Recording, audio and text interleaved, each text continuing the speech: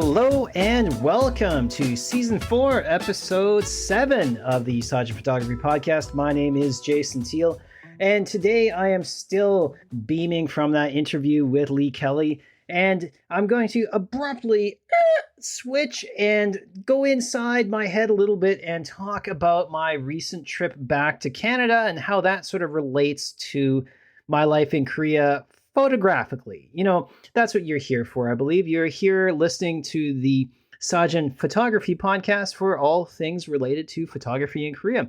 So that's what we're going to do. But any way that we can sort of relate it back to our personal lives, as most of us are expats here, so we do sort of bridge that gap between where we're from and where we're living. And I think like that photographically has an interesting, I don't know what you would call it, like effect on at least my creative juices. And that's what I kind of really want to talk about today. The main thing I struggle with going back home is basically trying to find what I want to shoot. Because one of the things I've noticed is that if you look at my recent work, it's usually a lot to do with cityscapes or seascapes or traditional Korean structures. And going back home, it's nothing like that. It's the Canadian prairies. And one of the things I struggle with is really just finding a subject to photograph. And a lot of times that's giving me or leading me to the open fields surrounding Brandon, Manitoba, where I'm from. And that is great, but it's also kind of lacking an interest, at least in my mind anyway. And that is a huge struggle for me when I go back home, because I do find myself burning up gas, driving through the country roads, just trying to find something to photograph. And the past year, I've been trying to figure out what I want to shoot when I do go home. And I settled on the grain elevators, the old ones that are quickly disappearing. But the problem I had was this: distances in Canada are far greater than they are in Korea. So that means if I drive an hour in Korea, from Ulsan, I will wind up in Busan. If I drive 2 hours, I'll end up in Daegu. Major centers, major cities. There is a ton of stuff jammed into this little country. However, Canada is not like that.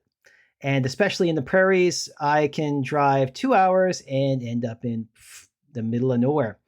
And that's where I sort of struggled, because when we're back home, I don't really have my own vehicle. I have my mother's vehicle, and I don't really want to take it for the whole day. So going out to places like Elgin, Manitoba, population like 250 people, to shoot a grain elevator at 6 a.m. wasn't really in the cards this past trip. Though someday I do want to go back and travel around the prairies in Saskatchewan and in Manitoba and just find these old buildings, because the structures, as I said, are quickly disappearing. My go-to one in Forest, Manitoba, just outside of Brandon, has now been demolished, which I don't know why. Like, I mean, they're iconic structures in the prairies. Maybe it's a safety issue. I don't know. But anyway, that one is gone. Thankfully, I do have a number of photographs to, carry on the legacy, I guess, for that place. But other areas, I really struggle to find these grain elevators. Now, my next go-to thing is usually driving up to the park and getting, Clear Lake and Wasagaming, that area. But I don't know what happened this time around. I just wasn't really finding the right mood per se, but it was nice just going up there. For me, I spent a lot of summers in the lake region up at Riding Mountain National Park, and part of me just wants to document that.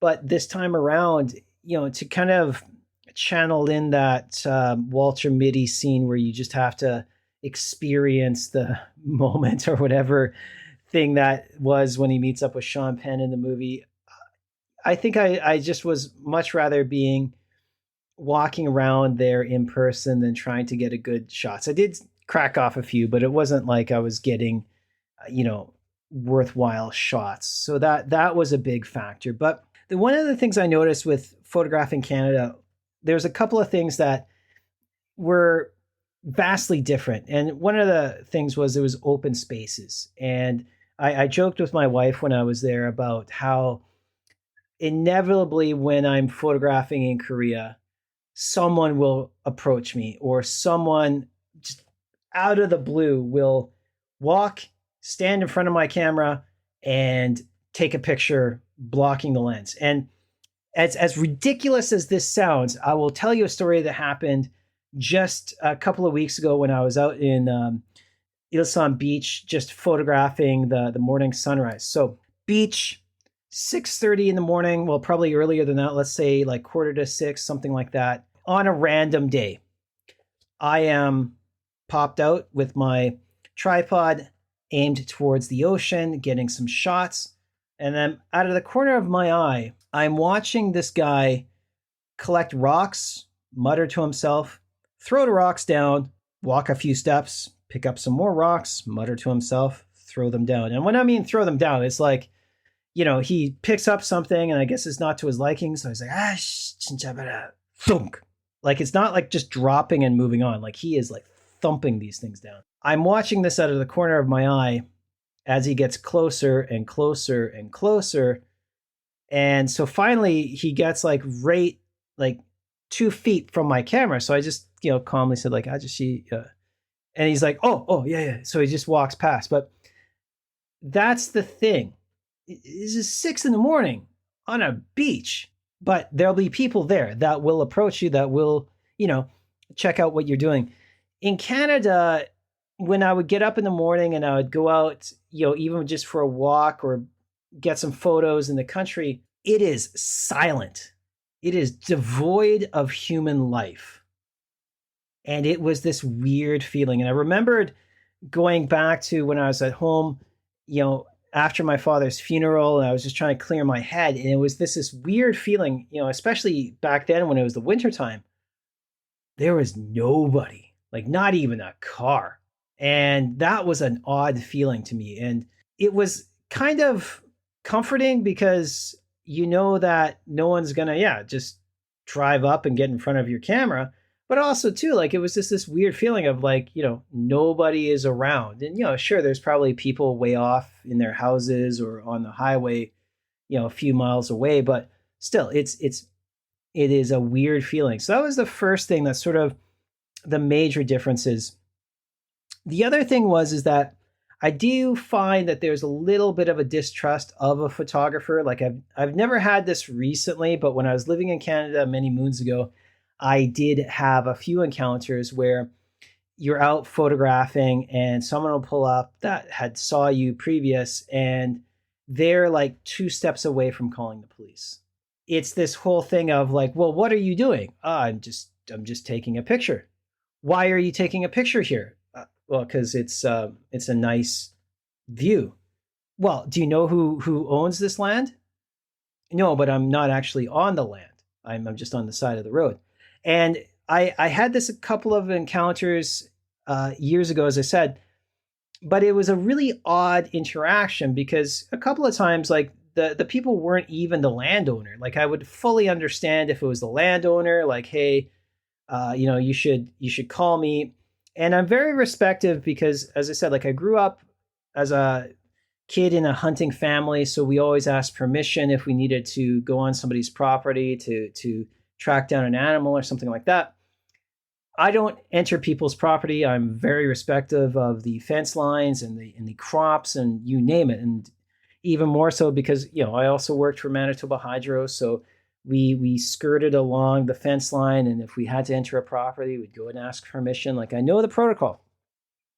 But there was this overwhelming mistrust I found with just the average person taking a picture. Whereas in Korea, it's the exact opposite, where it's more of a curiosity. Like, they'll come up and be like, oh, what are you taking a picture of? And you're like, oh, I'm just taking a picture of the moon. And they'll look and, oh, I didn't even notice that. And then they'll take out their phone cameras and take a picture. Or, as I've had a number of times, the guy will be wanting to introduce himself, like, oh, you're a photographer. I'm a photographer too. Here's my card, that sort of thing. So there is a little bit of a difference there, like just in the motives or the interactions that I've had with people. And I think like that has to do with a lot of the state of affairs in Canada. Like going back recently, there was a reverse culture shock, especially with how COVID was handled and a lot of things like that. And I don't want to get too political, but like a good example of like the differences that I saw was with like the apps. So when you're flying, and this was August 2022, so things have great. You had to download the ArriveCan app to get into Canada, and to do so, you had to register your vaccine information and whatnot. And that was a fairly painless thing. It took like 2 seconds to like upload and scan your passport and stuff. And it really helped to get into Canada, because all the years before it was like this process of, you get off this 11-hour flight, you're groggy, your brain is mush, and then you've got to answer these inane questions like, why are you here? Yeah, I'm a Canadian passport holder. I'm coming home. What's the purpose of your travel? To go home. uh, yeah, just I want to visit family. Okay. And now you don't even stop, you don't even break pace. It's like you scan your passport, you do the thing with the app, and you're done. But so many people were losing their shit over this app, that like it was unconstitutional, against human rights to fill out an app with information that they already have. Like, yeah, maybe it's redundant, but who cares? Whereas on the Korean side, it was a pain in the ass to get back. We had to get tested twice, so you had to get a like a PCR or rat test before you got on the plane, and a day after you got off the plane, you had to get a PCR test. And you also had to fill out a number of forms online, and then you got to go through, immigration. But I didn't see nearly as much complaint. Like, no one's saying, "Oh my God, it's a human rights issue." Like, yeah, some people said, "Wow, it's annoying, redundant." How can I? Why would I have to get tested before and after? Like, is there something wrong with the plane that I'm going to get COVID from? And that's that. But it wasn't like the level of bitching and moaning was quite low compared to what I saw in Canada. And that's sort of what I saw like with the distrust and all of this. Like there's this suspicion, I think, at times. And I'm not sure if I touched on it with like the drone stuff, but that also goes along with it, where people were generally mistrustful of a person operating a drone. Like, really, I don't want to photograph you. I don't give a shit about you. I just want to photograph a landscape or a lake. But it became like spyware. People could use it to monitor you. And again, it's a lot of tinfoil hat bullshit. But again, like that was one of the main differences. The other thing about photographing Canada, which I really appreciated, was just the amount of open space. I said like it was devoid of people, but also too, like there's enough space that you can just sort of breathe a little bit. And that's the positive side, because the downside of photographing in Korea is if you go anywhere popular, and yeah, it gets like this in North America too, if you go to like some of the Grand Canyon type places, but if you're just out photographing a cool spot, you're not going to run into anybody. Maybe one or two people, if that.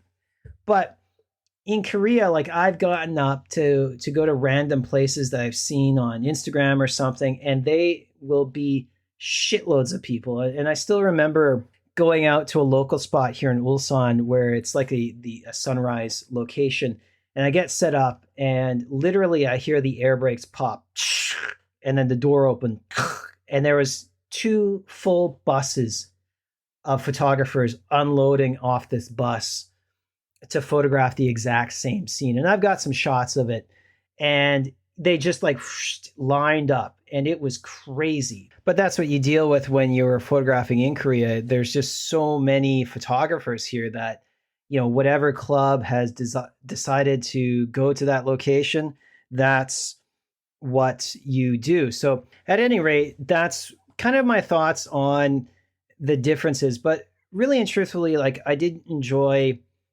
photographing in Canada. It was a nice break, but I just enjoyed being in Canada. And I think like that was kind of, again, like going back to that reverse culture shock thing, where you've or I've lived in Korea for so long that you sort of get used to, the bunches of photographers, the traffic. So you've got to plan accordingly, but also the conveniences of, just getting your coffee in the morning and then hammering it out onto the expressway, where you're not really out in the wilderness, or you're not really worried about getting jumped, stabbed, shot, beaten, clubbed, and robbed of all your gear, as could possibly happen in some parts of Canada. It's just not a thought in Korea. So that's kind of the main thing here is, like, where I live, it's way out in the prairies. So yeah, I don't think I'm going to get, jumped by a roaming gang of pirates or something like that. But in the same sense is that, I could encounter bears and whatnot. And for me, it adds a little bit of excitement, but also, as I said before, like, I'm really struggling with the content. Like, I every time I come home, I just really struggle with finding something beyond, like, hey, this is a field at sunrise, and here's a field at sunset. That's sort of kind of what I struggle with in many regards, is just finding those interesting angles. And this last time, I don't really think I came away with too many amazing shots, but it's something I will say is that if you do go back home, set some time out purely for photography, because I think that's where I sort of failed. Like, I was sort of juggling being at home with family, showing my wife around Canada, and then trying to squeeze in, photography between meeting friends and family and all that kind of stuff. So I think if you are going to do it, or if I go back in the next few years, I'm just going to take some time purely to focus on photography of the, I don't know, the Canadian prairies and whatever that may entail. And ultimately, if I ever do go back, if I retire, I want to kind of drive across the country in its entirety and photograph it all through the eyes of someone who hasn't been living in Canada for the last, 2 to 3 decades, or whenever I get back home. That's usually my ultimate plan, because I do see the beauty in Canada. It's just at times for me, I struggle to get in that headspace, because I'm so used to, say, looking out my window and seeing a amazing sunset coming down over the Tehua River with the buildings and the traffic and the amazing colors of not just the sunset, but the buildings and the neon lights and whatever. And then when I get home on the flat prairies, I don't have that vantage point. I have the amazing sunset over nothing. And that may be a subject that some people find interesting. It's just, after you've photographed it a few times, you really, you get bored of it. And I do find that, like, photographers like my friend Colin, based out of Winnipeg, capture the life within Winnipeg to an amazing extent. But I really struggle with that. Like, I'm not really a people person. I look at buildings and whatnot, and that was the other thing. Like, outside of maybe the heritage buildings, like downtown Winnipeg or downtown Brandon, the old buildings, I just don't see the character that I do, say, if I'm walking along, the Cheonggyecheon or in different parts of Gyeongju. I just don't see the character. And I think that's something that I really have to work on, for future visits back to Canada. So with that being said, I'm going to wrap up this ramble fest of cultural notes and observations from my recent trip. And I'll just leave a note that if you are finding this podcast interesting, don't be afraid to reach out and contact me if you have any questions or whatnot. I do enjoy hearing from you, and I appreciate all the support. Thank you. I'll talk to you again soon, and keep on shooting.